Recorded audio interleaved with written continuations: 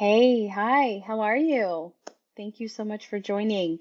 It is wonderful to get to see you, and I am actually coming to you from Austin, Texas, and we are going to dive into this masterclass here today. We're going to be going over two sides of this, and both of them are really going to help your business. They're really going to help you get unstuck in some ways and also come away with some new and innovative ways that you can continue to grow with your staff, that you can show the people that are closest to you that you really care about them, that you want to be in partnership with them. I know that so many companies are really struggling, and I would actually ask you, how many of you are struggling to either find talent or keep your talent? And this is something that I commonly hear with a lot of business owners, that the people are too expensive, the people want too much, they are trying to find different ways to get additional money. There's obviously a lot of conversation around inflation and around the wages that people are getting. The typical raises year over year are not actually keeping pace.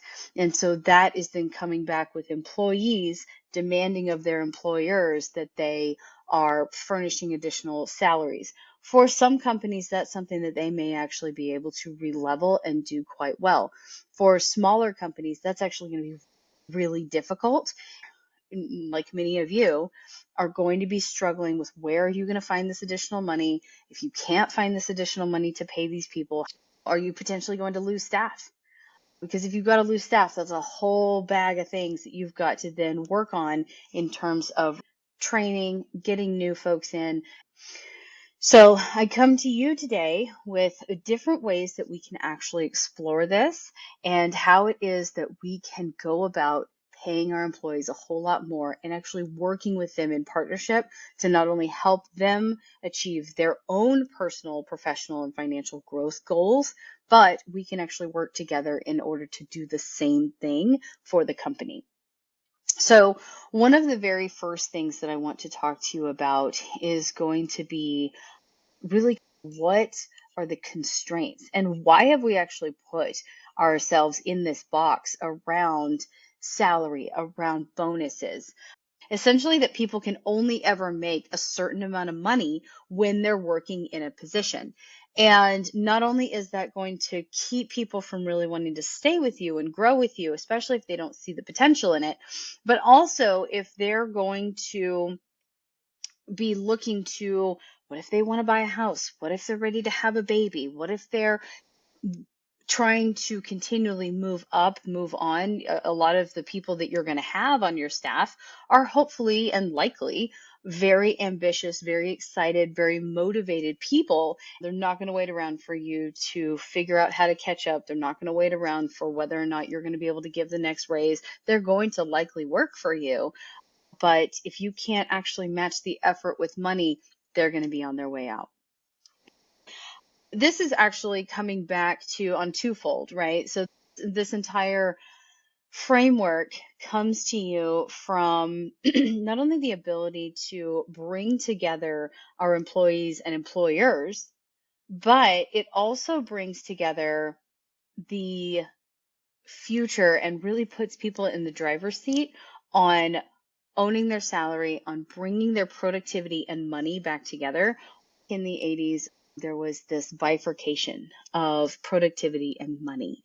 And now it is so wide and so vastly different that you have people working for very little income with very high demands on their time, with very high demands on the responsibility that they've got to have. There are jobs that are less than $40,000 that are expecting a master's degree. And those are just wildly out of alignment with what is economically feasible, not only for the employee, but then also for the employer to continually mandate and require, because you're just not going to get that level of achievement from staff that you're paying that little. We're not only are we aiming to bring this back together, but from a core caring about folks' perspective, this is my own personal mission to help bring those two things back together. We have enough things going on for people to then have to worry about when I have worked 8 hours or more and I have been doing this for not very much money. Now I have to either go to another job, I have to work on my side hustle, I have to try to sell other things to other friends, family, etc., try to make social media posts and whatever or whatnot, because they're trying to find additional methods for making money. And that is not only exhausting for the employee, it is very daunting in the fact that they're not necessarily going to be able to put their kids through college, to pay the bills and provide food and shelter and all of the core requirements without working additional hours for somebody else doing something else. So this has been a lifelong passion of mine to figure out how is it that we can bring this back together? How does that also then help with the health of the business? I am a business engineer by trade, and so building, scaling businesses, enablement, really finding those elegant and unique solutions that help us move forward has been my life's work, and where I want to bring some of that to you today. With that, I will get into some of the different ways it is that you can actually pay your staff in some unique ways, and nearly all of these are going to be with zero cost to you out of your additional payroll. So there won't be any additional payroll outlay of funds without income from revenue. So if you're making more money, you can pay out more money. And so that's essentially the idea here. So you will have part one would be their salary. Salaries are going to be exactly the foundation of their pay. And with that foundation, you want to understand that, yes, you have to be meeting your expectations. You have to be working within your job description. You have to be doing the things that are required, even if some of your job description is all other duties as assigned, which we know that many job descriptions really can be, because you're having to flex and stretch to meet the needs of the business. Then the second part is going to be bonuses. Now, many companies already have bonus structures in place. Unfortunately, they have very broken bonus structures in place because either the methods are unattainable. Now, that is one thing that's huge, right? We dangle this carrot that is known as bonuses. However, this carrot isn't actually attainable because we just didn't make it. Well, it didn't work. Well, you almost got there. And there's just all this constant maybe next time. And then you have people, unfortunately, hanging on to your business in hopes of getting a bonus, which is why you see mass exodus and a lot of hiring and firing and changing of jobs around the March or April timeframe, because people are waiting to see if this figment of their imagination that is a bonus is actually going to come to fruition. And more often than not, they're very disappointed, rather disgruntled and frustrated that this isn't actually going to work. So when we take the bonus structure that is broken and we actually put it into a framework that is sustainable, a framework that works. Also, another place where bonuses tend to fall down is going to be in the space of subjectivity, right? The requirements are extremely squishy, and it's very difficult to understand, did I actually meet the threshold or did I not? So when we take that broken bonus structure, now we still want to understand that, yes, that's going to be part of your payroll. That is going to be something that you're going to budget for. But when we retool it, it will actually be something that could work for you and not be something that is going to be just this drag both on the employee and the employer, because it's drag on the employee, as we said, because you don't actually know if you're ever going to get this mythical bonus. And it's drag on the employer because people either leave, they're disgruntled, they are frustrated. It's not ever as much as they thought they would. Then there's disputes, things like that. So bonuses can really be rather daunting if done very improperly. Now, another place it can be is where it's a drag on HR, right? So really, when it comes to bonuses, we want to be extremely crisp about what it is that we're requiring, what it is that we're measuring, and exactly what the merit and what the reward is going to be for those bonuses. So the way that you get to a very crisp understanding as far as what it is that you're supposed to be doing is by breaking your metrics down to the employee level. And what I mean by that is you're going to you have your hierarchy of various metrics. And this is going to be something that we're going to talk about also in the second part, the hotspots part of the business.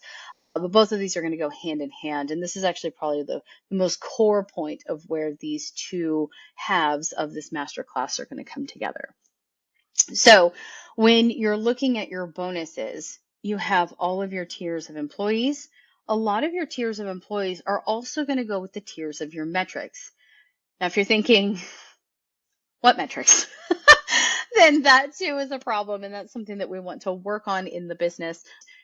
Matching your people and matching your metrics is going to be core and absolutely key to bonuses actually working for you. Really what you can do. And also there's universal bonuses.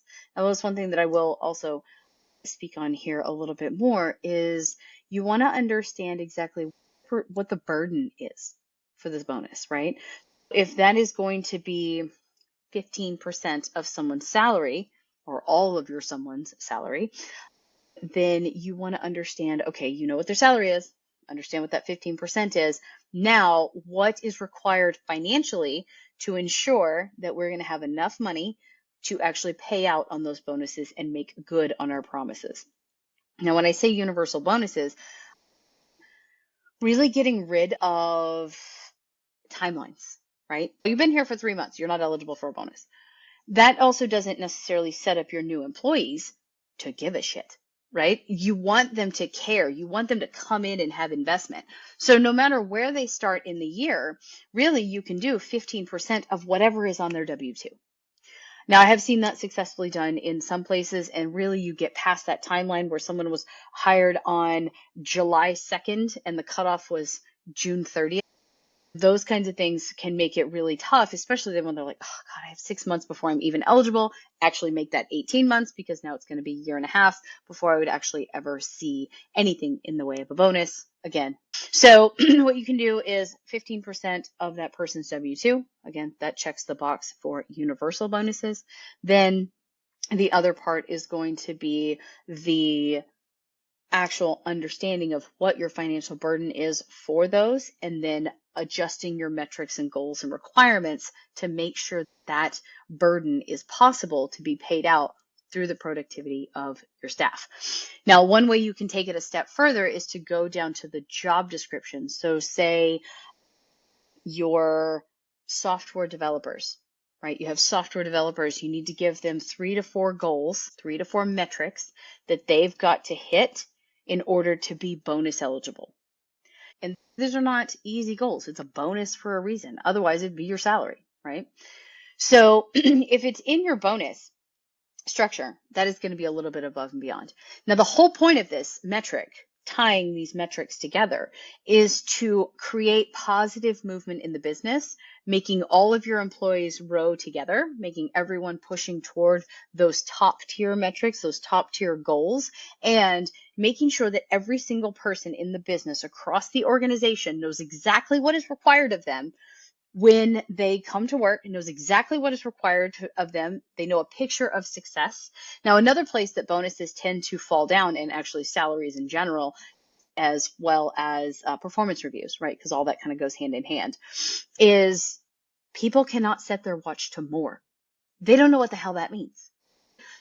When you're talking about you need to do more, you need to sell more, you need to save more money, you need whatever the more is, if you're not extremely clear on what it is that you're needing your employees to do, it's just a hot mess, right? It's just a hot mess of people trying to do better. Then you have your driven people, right? Those driven people are going to drive hard for you. They're going to do the best that they interpret as where they're supposed to be going. But by and large, you don't want your employees interpreting things. Now, do you want them to be innovative? Absolutely. Do you want them to come to you with additional ideas and things like that? Absolutely. And we don't want to discourage that. But we also don't want to just throw people out there and say, good luck, tell me, come back with something great, and help them with that more. With the bonuses, again, you want to break your metrics down, give each job type 3 to 4 metrics that would actually drive positive movement in the business. And when I say that, for example, I'll take a software developer, because this is actually one that I had before on my last team, is your software developers, if something breaks, we need to have the service level agreements internal and make sure that the client is not just out there waiting, sending emails, sending texts, sending whatever your form of communication for alerts is, and they go unanswered. Having that at 98 to 99% or better. Now, in order to measure that, you have to make sure that you can actually measure what your SLA is, right? So that's another place we'll get to in a little bit. But you want to match your metrics to what each person is doing so that they are able to actually say, yes, I responded to 98% of all requests for service within the allotted time frame. That time frame may be 48 hours, whatever that case is, right? If you're in emergency services, it could be a couple of minutes. So you really have to set that to what is clear for your business. Second, you also want your people to be creating for you. So again, a bonus is of things over and above what they're already doing. So the second metric for, say, your software developer is going to be, I need you to create 3 new and novel features on the product. Okay, now I'm talking about software developers that would be doing feature creation, right? But tailor that to your particular product because you want them evolving. You want them thinking about the future. You want them working on and being invested in the product as much as you are. And so they're not going to necessarily be as invested in the product as you are unless you give them those goals of bring me something new, bring me something novel, bring me something that's actually going to make a difference and not just check the box that, yep, it's still working. It may be the same shitty website, but it's still working. It's up. People can visit it. So that can be part number 2 under your metrics. Now, the third one could be that they need to honor and work with their folks internal. So we don't just have external requests, we have internal requests. And those are just as much of a showstopper if your client can't reach you, but then your internal people, whether they're salespeople, service people, whatever, if they are having a problem, the show stops as well. That can be another place where you are making sure that your software developers are adhering to internal stakeholders, but that drives to making sure that each and every person is serviced by that software developer to a degree that would be worthy of a bonus, right? So again, you would want to put that with a metric. It needs to be 95, 98, pick your number or better within a certain time frame and has to be measurable. Then the fourth thing, and this is up to you, is that you can tell them that they need to be out with the rest of their team learning the operation.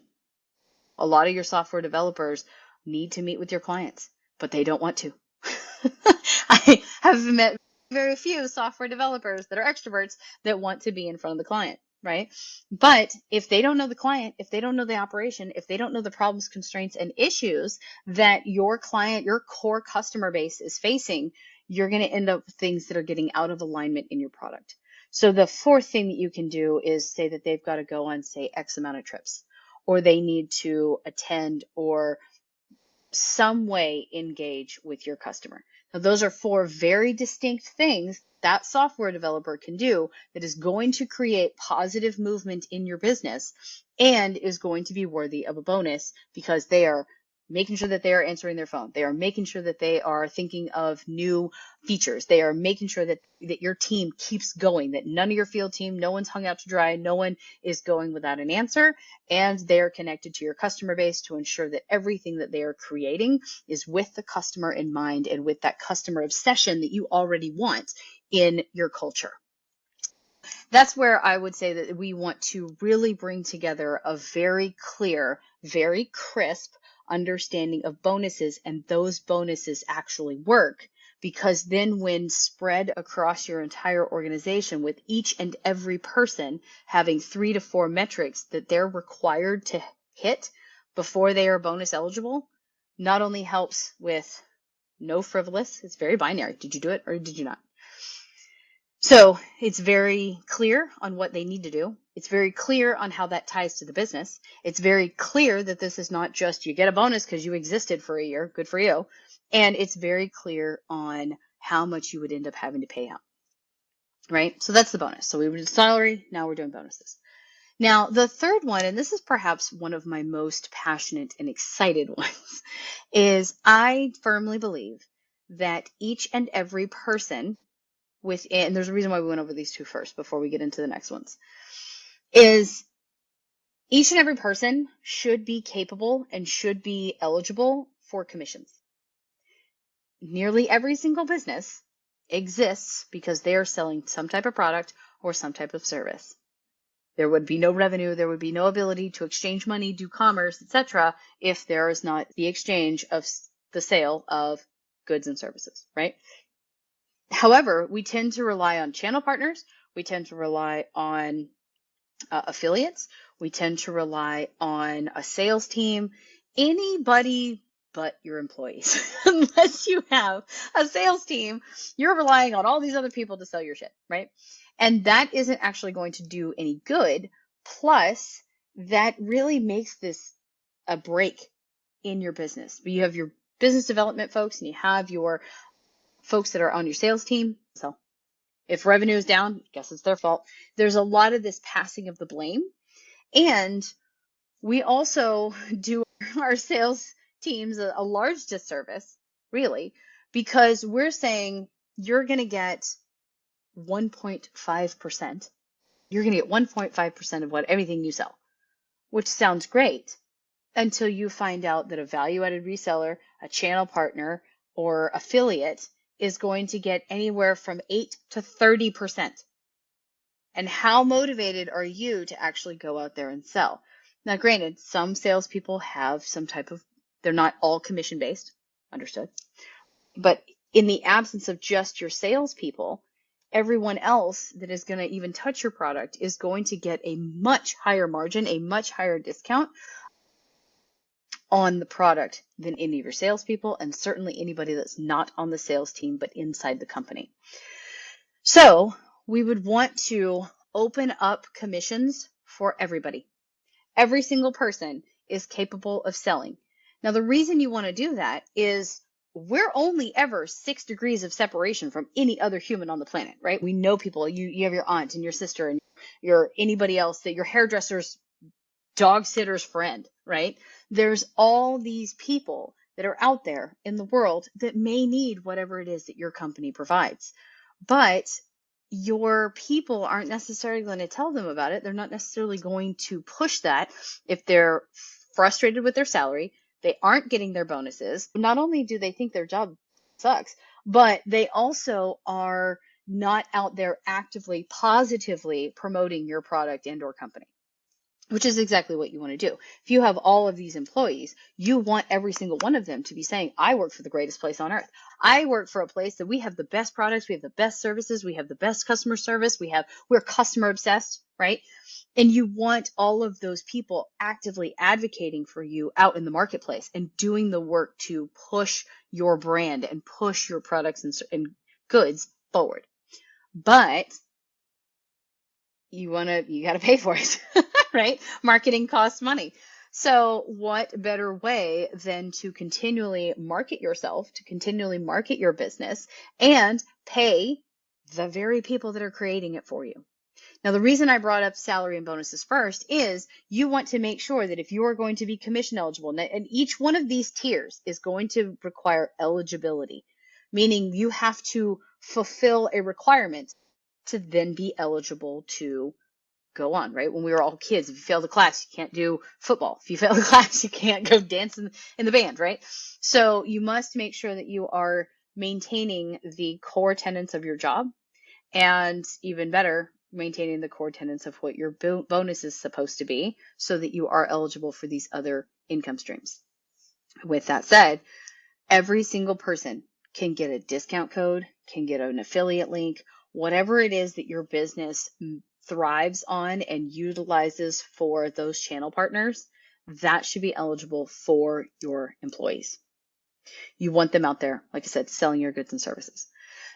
Also, When it comes to commissions, there are a lot of teams, and I've actually done this on a software team, and it worked beautifully, is when the team, and it may not be that every single person is out there selling. You could potentially give it to teams. And the way you might want to do that is you're going to have some of your front runners, you're going to have people that are out in front of the clients, and then you're going to have some of those people that are back of the house that are going to be making sure that your product still works. And this can be part of your bonus structure and part of your commission structure. That's up to you. Happy to help you work through getting that sorted if you would like. But what you can do is where you have your salespeople or your front client facing folks getting that sale. And then you're also, if anybody's ever worked in the service industry, you're tipping your bartender, you're tipping your kitchen, right? You want to make sure that people that may not be out in front of the clients are still being taken care of from a commission perspective because they are making things that other people can sell. They are the ones that are making the food. They're the ones that are making the software. They are the ones that are making the commodity, the item that it is that your company sells. So you want to also take care of those folks. And again, you can structure it in a couple of different ways, but these are ideas to bring forward for how you would want to pay your team in a variety of different ways. Now, the fourth method is royalties. We all, again, have goods and services that are being sold in our various companies, right? We have goods and services that may or may not stand the test of time. There's some things that are just not timeless. There are some things that come in, they make a bunch of money and they leave. There are, not everything is enduring. So you're constantly having to reinvent yourself as a company. You're constantly having to reinvent yourself as a team, as a leadership team, all of that kind of thing. Because otherwise you're left to hire expensive consultants to tell you where the marketplace is going or tell you what you need to do when your very employees can tell you that. Full stop. Your very employees can absolutely tell you that. So there is no reason why you wouldn't necessarily want your staff to be able to create for you. So I have actually set it up in past teams where if you make a new product for me, you get an enduring royalty. An enduring royalty. Every time it's sold, every time it's renewed, all of it. You made the product, you get the royalty. Now, again, you could start thinking about stacking these up, right? So if you make a new product and then you go sell the new product and then you're kicking ass on your job and you're kicking ass and you're doing your bonuses, right? You've now made money 4 different ways. Now, it doesn't mean that you have to. And it doesn't mean that every idea for a new product is a good idea for a new product. But these are different ways that employees, large teams, small teams, this all comes together for how it is that people can make additional revenue and additional money at their businesses. All completely legal, all cost you nothing. If they don't make you a new product, there's no royalties to pay out. If they don't sell the product, there's no commissions to pay out. See how that works? Nothing that they're doing is going to cost you additional payroll beyond making sure that the salaries are there. And again, bonuses are extremely strict, associated with metrics that are measurable. And if those metrics aren't hit, you don't pay that money either. So now the point here is not to screw anybody out of metrics or out of their bonuses and make the metrics so ridiculous that they can never achieve it. But you want to make it not only attainable, don't lower the bar, raise the bar for where we want to go, but make it to where it's very clear within reach with some work, making sure that they are continually selling, creating, and making that machine go for you. Now, another place too, it's not always all about the top line, right? We want to make top line revenue. We want to go out there and figure out how to make more money, get more customers, etc. But we also need to understand it's not revenue is vanity, profit is sanity, right? How much money you keep matters. If you make it, but you spend it all, good for you. You've made no dollars, right? So we want to make sure that we're keeping a very tight rein on our costs. And the way you keep a really tight rein on your costs is to have your people help you. People know how much things cost. People know where there's waste. People are likely pissed about where there's waste. Most of your complaints within different operations are likely to come from your company employees being angry at the lack of oversight, at the lack of understanding, at the how could they actually spend that much money on that, at the I don't know why no one's looking at this, at the we've all heard these things from our employees, right? You hear them on surveys, you hear them in all hands, you hear them in the break room, you hear them across all kinds of different mediums and platforms. So why not start talking about that? And the industry standard is if I want to cut costs, I have to spend a crap ton of money, again, on a traditional consulting firm that's going to come in and tell you something that has absolutely nothing to do with your business and give you a bunch of PowerPoint slides that don't mean shit. And then you actually haven't saved anything. Now you're out a whole lot more money. And there was no cost containment, zero costs were contained in this endeavor, right? So we also want to reward our employees for finding different, cheaper, more efficient, better ways to do things. And the way that you do that is share the money with them, right? If you are, and this happens a lot across enterprises, so this amount of money may sound ridiculous, but it's true, is you have companies that are going to end up saving $500,000 and they pocket that. Thanks. High five to your employees, right? And it doesn't, then why are the employees are going to do anything? Because now they haven't hit their bonus. I know I just saved you $500,000, and you see how this starts to get worse and worse with the employees. And while companies are trying to show revenue in the very, very short term, say that next quarter, say that next year, if you're lucky, may look good. But if those people that are trying to help you leave because they feel completely unappreciated and they feel completely not seen or not utilized, if you're going to external firms. Now, there are places for firms. I'm not going to say there's not, but that shouldn't necessarily be our first line of defense when you have a large swath of experts in the industry, a large swath of experts inside your company that are intimately familiar with what you do and how you do it. Then reward those folks for finding the efficiencies, for opening up the, say, utilization of your tools or whatnot.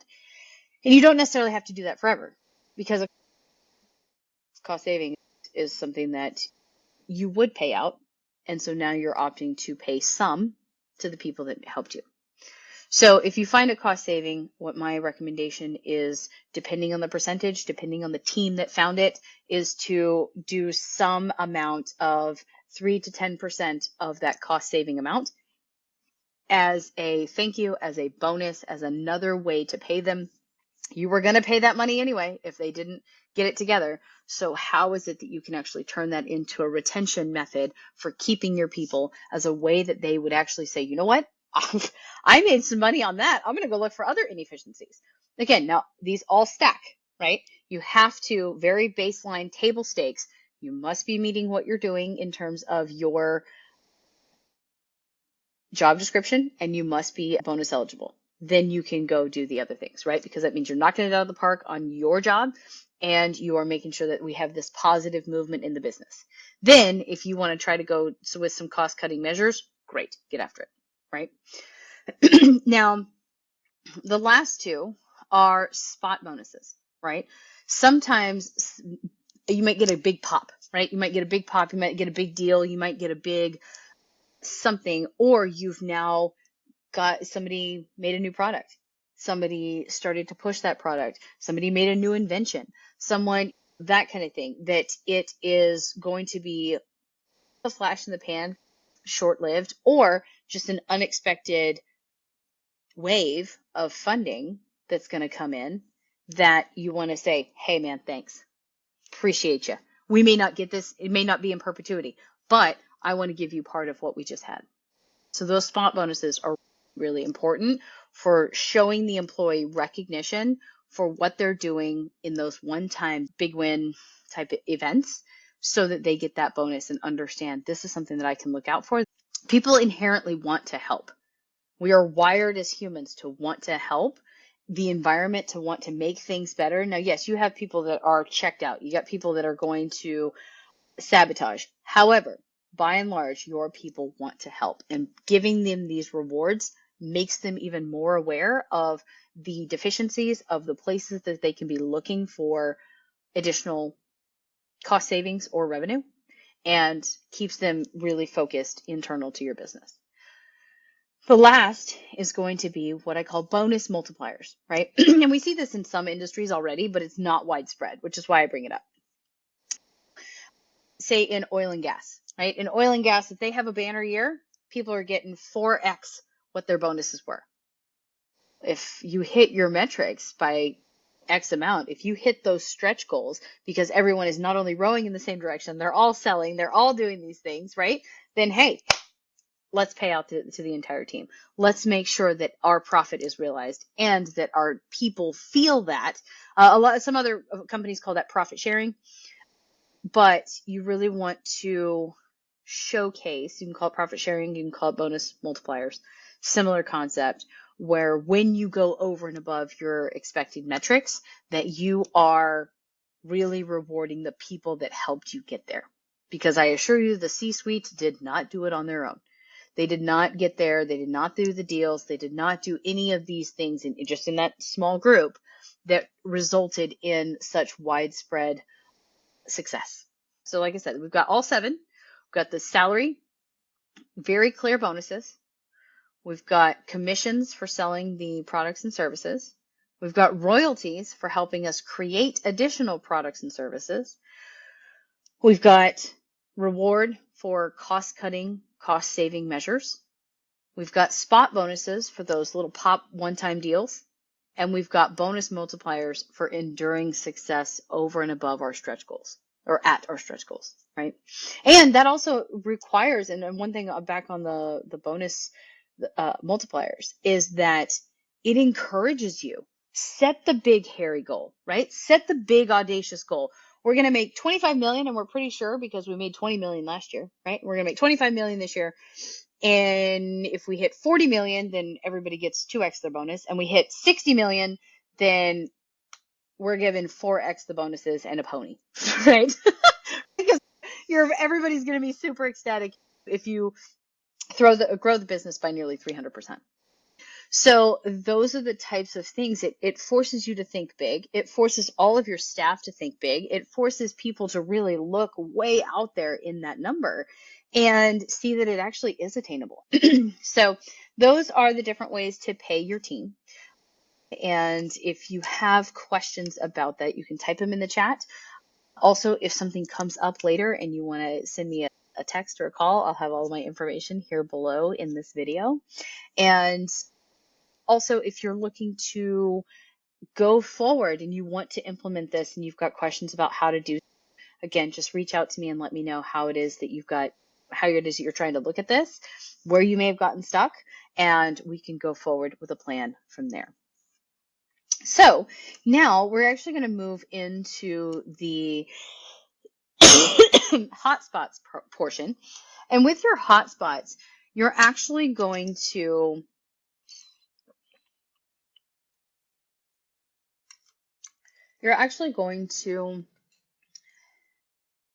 be able to see that you have problems. Now, there's a lot of cultures, there's a lot of companies, there's a lot of businesses that really don't understand that they've got problems. They just start to see stuff is going wrong, things are getting weird. I don't necessarily know where the problems are. I don't have clear metrics that are going to tell me where the attribution, like in any attribution data, where things are coming from. But you just know that things are really starting to get off kilter. And a lot of that tends to happen around, it depends on the business, but a lot of that tends to happen anywhere between the 50 million and $500 million mark. Now, I realize it's a huge window, right? It's a 10x window. But depending on your company, you may not start to see that shift and those instabilities until you get to a much higher level, especially if you're a very high ticket business. But 50 million to 500 million. Now, there's a lot of companies that never even reach it to 50 million. And so you could actually see those significantly before that. You could see those issues happening way faster, even as little as 3 million, right? But you really start to see that the more you're pushing, the more you're trying to do, the less you're really getting from it. And some of the places where you can start to look, again, rather than just immediately knee-jerk reaction, bringing in a consultant, bringing in someone that is just going to charge a bunch of money, look at your business and say, yeah, you got some problems. you could actually do this part on your own, and it'd save you not only some money, but also start to understand where it is that you can start to tease out the problems and then put together a plan. Do you need a consultant? Do you need a new staff? Do you need a tiger team of people to come together? What does that actually look like in terms of a solve?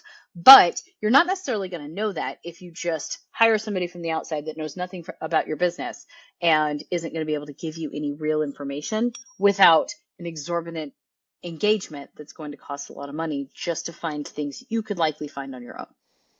So some of those business hotspots are going to be, and there may be things that you don't actually see as a problem until we start to tie it to other things. We'll start there. So a lot of your common hotspots are going to be an overly nice or fake culture. That is one of the fastest ways to show that you've got hotspots in your business. And it actually is very indicative of an extremely toxic culture. If people don't feel like they can call bullshit on anything, if people don't feel like they have the ability to dissent and say, no, that's not right. No, that's not a good idea. We need to put a goal in place. We've drastically missed the goal. We're failing. This is a problem. Any of those negative terms, then that actually is a huge red flag that you have a very toxic culture. Likely, and you'll hear me preach this a ton, likely those things are coming from your middle management. Your frozen middle. Nobody wants to say anything bad. They don't want to project anything negative up to the C-suite, to the people that actually can help you start to really fix the problems and break down the barriers. And so you end up with a lot of this sanitizing of the information of, nope, everything's good. We got it. We're fine. All things are going well, even though you may be having major problems with your company. So that's one of the things that I would look around. Just look around your meetings. It's really easy to see. People just either quietly concurring or, yep, nope, we're good. You can really see that's a problem. And that's actually if you're in upper management and you've got middle management below and that's all you're hearing, start there. Second is you're going to also, and these two typically go hand in hand, right? A lot of these typically go hand in hand, but these first two definitely do, with your office politics and high turnover. Office politics are definitely going to play into it, especially if people are being silenced and people are being told, or no, you can't say that. No, you can't do that. No, that's really harsh. Ooh, you should reword that. No, we're actually not in the red. We're yellow, if not green, right?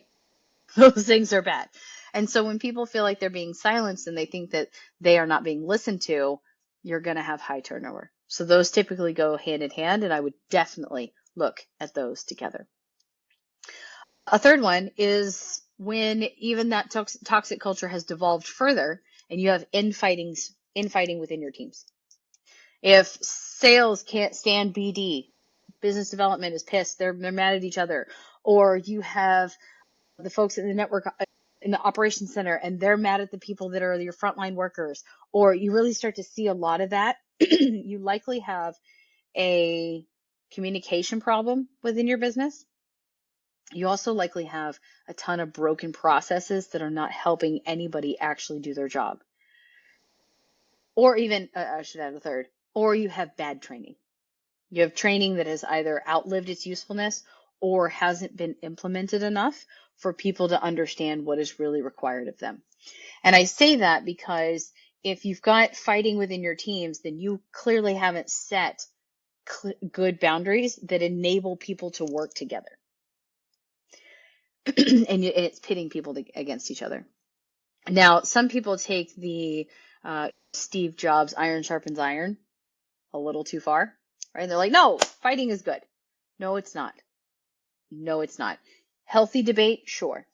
But it does not mean pitting one team against each other in an attempt for checks and balances, because that checks and balances isn't actually going to work. You're just going to end up with people that hate each other. Again, you're going to end up with high turnover, and then you're going to end up with major breakdowns in your operation, as well as major breakdowns in the staff, the kind of staff, your culture, the people that you want around you. That's where you're going to have a lot of problems. Also, and some of this goes hand in hand with these, but if you can't get clear answers to problems, what's going on here, guys? What's the problem? What's the issue? And everybody's like, I don't know, right? That's a huge problem. you need to be able to have folks that are in your organization that are going to tell you, this is what I think it is. Now, other people can dissent and say, nope, I don't think that's the problem. I think it's this. But then you can actually have a true and healthy debate about it, or enact different teams to go forth, figure out, investigate, etc., come back to center and figure out who was right or where we need to go from there. But if you don't have, if you're sitting in a room with a bunch of different directors and no one's got any answers, you have a big problem. And it probably relates to the first two, right? Where people are not saying what's real, and you've got office politics that are shushing people and really keeping that information sequestered and silenced.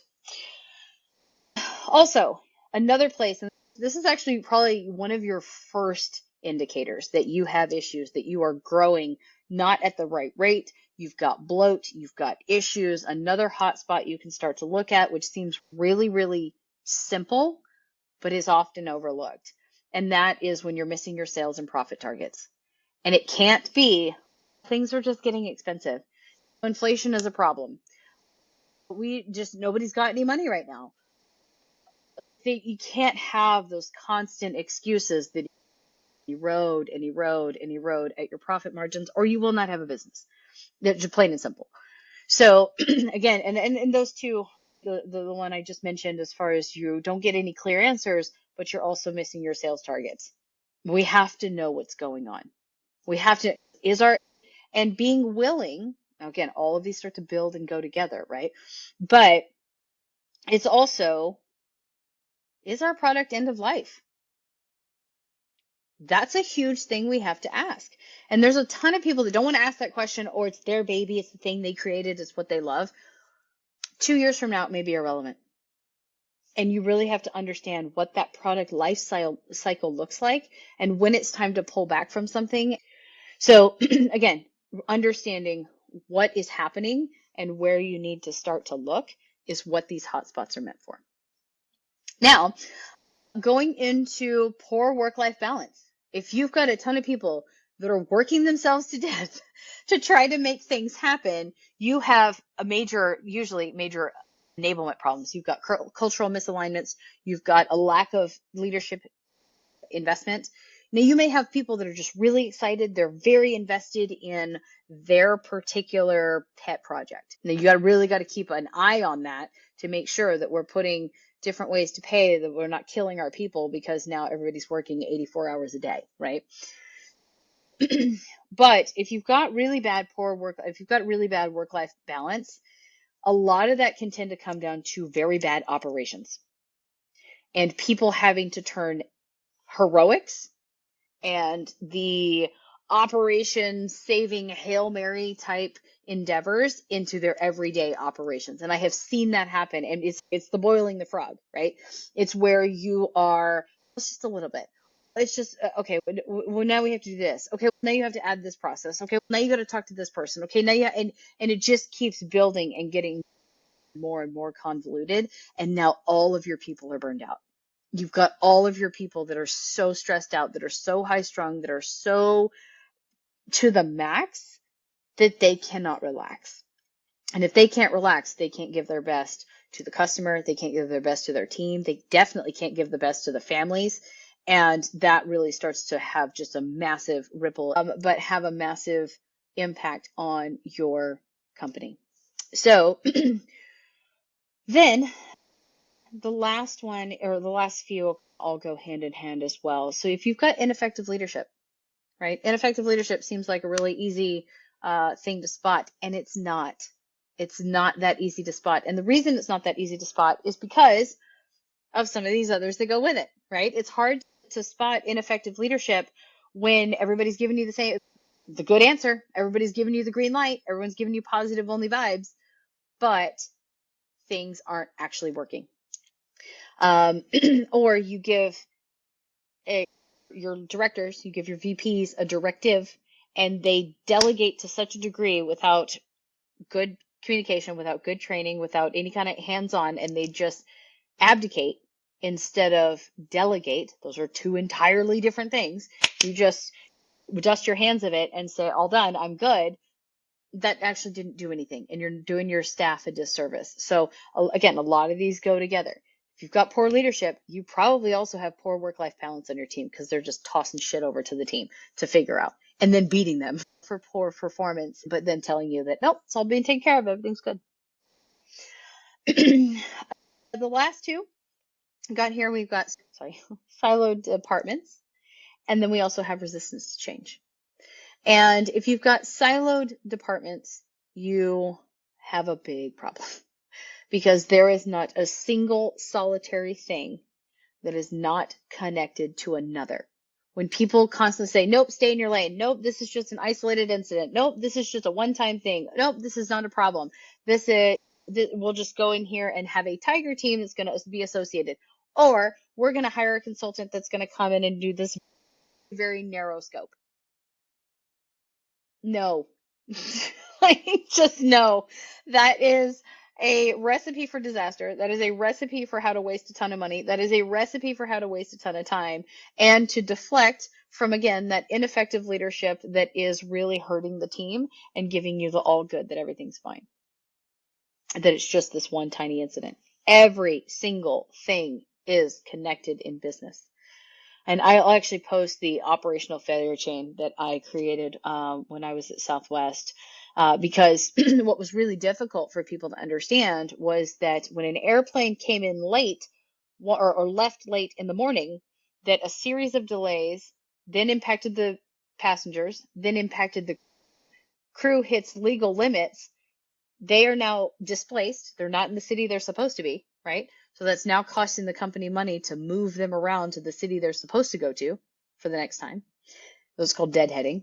But you're moving those folks around, and then now the airplane gets in late to maintenance and doesn't have enough time, so it's going to leave late again tomorrow. And you just keep going, just keep going. But if you say we have issues with on-time launch, and you have issues with displaced crew, people are going to say, no, those are not remotely related. Yes, they are. Everything is related in a business, especially when it comes to operations. But everything in a business is related. So having siloed departments is a horrible idea. And then if you've got resistance to change, your resistance to change is also going to be there within your frozen middle. If the saying that goes or is synonymous with your organization that the only harder task of getting an old idea out is getting a new idea in, you have major problems. You have major communication problems. You have major leadership problems. You have major organizational systemic issues. And it's a whole lot more than just having one or two people that are a problem. It's a whole lot more than having the people that are very chirpy about really wanting things to be changed, be new, be growing, and everyone saying that's a bad idea. Nope, nope, nope, nope. So you really have to examine your organization, and are you having a problem with resistance with change? The flip side is, have you not changed in a while, right? Because if you haven't changed in a while, you haven't seen regrowth, you haven't seen rebirth, if you will, then you're also going to, that's indicative that you have a core problem with resistance to change. And some of the things that you can do when it comes to fixing your hotspots or where it is that you need to go from here is you can do what we call hotspot identification and have just a consult with me. We can go through it, talk through it. What are you seeing? What problems are there? Some of the other pieces that you can do, you can also go into a metrics review and really look at what are all of your metrics that are going on. Sometimes you can end up creating infighting in your team because your metrics are pitted against each other. Your metrics aren't actually cascading, they're conflicting. So you have people that in a warehouse are trying to move things off of their warehouse floor because they're being timed for cycle time. And then you have other people that are getting a lower score because the end customer is very upset that you keep missing a delivery window because you're delivering early. You didn't deliver on the day I asked you to deliver on the 12th. I took off work to deliver on the 12th, and you stuck it on my porch in the rain on the 9th. Right? That's a huge problem for a business. But if you've got a warehouse manager saying, I need to get this off my floor, it needs to go on the truck and get delivered, and you have where we're not working together, again, siloed issues. But when we're not working together, then you have problems like this that, again, cause hotspots in the business, cause siloed problems, and really are pitted against each other in a way that we are not working together. So you can do a metrics review and see where that correlates, right? A metrics review and a hotspot identification are huge. Those two things can go hand in hand, and we can easily work together to understand what the next plan is and where you may have some problems. You can also elicit help if you would like our team to help you. We are absolutely available to do so. If you would like other materials or training, we do hold workshops to do very focused conversation on taking these steps, because not everybody can just upend, right? You don't necessarily want to upend your business. You're renovating the house with the people in it, right? As you're growing and understanding where those changes and problems exist, where those changes need to be, and where those problems exist. So do your hotspot identification, look at your metrics, figure out, do you have some process problems? You can enact different teams to go do that. And then once those teams have worked on the various processes, making sure that very robust training is in place, as well as methods for communication to make sure that these hotspots don't come back. However, I'm going to caveat that every single company or every single process, every single product, every single team, that is one place that when you have resistance to change is actually going to start to break your business. Because if you're trying to grow and you've outgrown a process and now you have a team that is very resistant to change in terms of evolving that process, you are now trying to work with a bigger operation and a diminished capacity for the process. That's a huge problem. Your business growing at a different rate because there's resistances and hotspots and problems in the organization, then that is really going to haunt you in terms of your growth and sustainability. So those are probably your most key things in terms of, again, your hotspots help determine where your issues are. Your issues help determine where your business needs to change. And then all of that is tied to can you enlist your people to help you bring forward the change that you're trying to get to. And even if you just did a hotspot analysis and started to see how it is that you can bring your team into it, your people will help you solve these in a lot of ways. A lot of ways.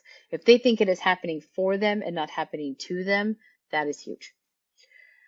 Now, one of the last things I'll leave you with is, there's another hotspot that isn't necessarily seen as a hotspot, but actually I'll add this in at the end as a bonus, is when you clean up your operations, you will likely see a huge decrease in union activity, as well as turnover in your exit interview complaints. Now, the reason I say that is unions are, by and large, demands for benefits, reasons why people leave, all of those are typically the only way that the employee can get back at the employer. It's the only way that they can do it. They don't have any other leverage. They don't have any ability they're not being listened to. And so they can only band together, or they can only demand that there is snacks in the break room and pet insurance as a benefit, right? However, those demands typically are the way that complaints tend to manifest when the employees feel like they have lost their voice and have no other recourse to get back at the company. And if you're starting to see that type of activity in your employee satisfaction surveys, that people are wanting all these other benefits, the likely cause is your operation sucks. Your operation is really causing undue stress. And so they're looking for a way to ease the suffering in that operation. And they do so by demanding money. They do so by demanding different conditions if that is a union environment. they do so in these other ways because they've tried to tell you that your operation is not working well, that it's not efficient, that it is causing poor work-life balance, all these other hotspots. They've already tried to tell you this stuff. And then at the very base of it, they can either band together in a union environment, and that gets really contentious and unbelievably expensive, or you start to see it eroding at your profits when your demands for additional benefits go up. And then you believe that the only way you can pay people and retain people is to start to buy these additional benefits as things that you should be doing. So again, it is all tied together. Every single thing in a business is absolutely tied together. And there is no way that you're going to fix one spot and not another, that you're going to have one hot spot over here that doesn't impact over here. None of those things ever occur in a vacuum by themselves. Never, not once. It's not a thing. So the low-hanging fruit bit is a complete misnomer. That's not real. And when people only want to go after the low-hanging fruit, you're leaving massive disruption and major issues on the table to continue to rot and continue to manifest and continue to get worse. I really appreciate this conversation that I've had with you, and I do encourage you to look inside your own organizations, figure out what your employees are telling you, really strip away some of the things that we talked about and see, is this aligning to a hotspot? And I'll post below kind of what those hotspots are as well as the quiz so that you can see and take this beyond this class. So there's that piece that I'll post here below. I'll also go ahead and post below the information on how the different ways you can pay your employees, just so you've got all that. You may have taken some notes, but you may have missed a few. So I'll post that below as well so that you can have that for reference material. If you have any other questions, please feel free to reach out. I'm available anytime. And I look forward to seeing you in my next masterclass. Thank you so much for attending. Have a great week. Be safe and go forth and prosper. I'll talk to you soon. Bye-bye.